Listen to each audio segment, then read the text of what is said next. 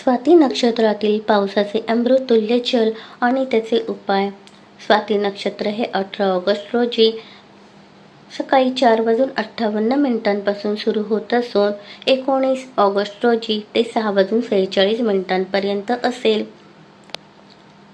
या कालावधीत पडणाऱ्या पावसाचे जल हे अमृतासमान व अत्यंत पवित्र मानले जाते.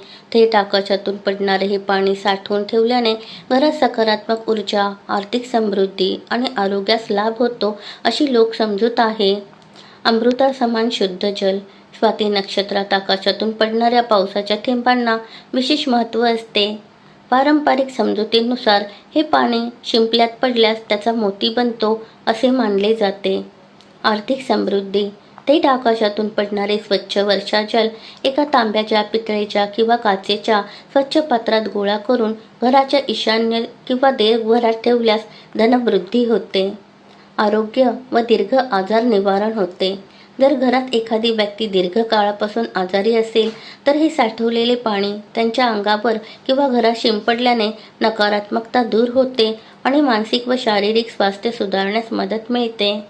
वास्तुदोष निवारण होते. हे पवित्र जल गंगाजलासारखे मानून घरातील नकारात्मक ऊर्जा कमी करण्यासाठी आणि तिजोरीत किंवा पूजास्थानी समृद्धी टिकून राहण्यासाठी वापरले जाते. हे पाणी संचय करण्याची पद्धत. थेट ढगातून पडणारे पाणी भांड्यात झेलावे. घराच्या छत किंवा पत्र्यावरून वाहत आलेले पाणी घेऊ नये.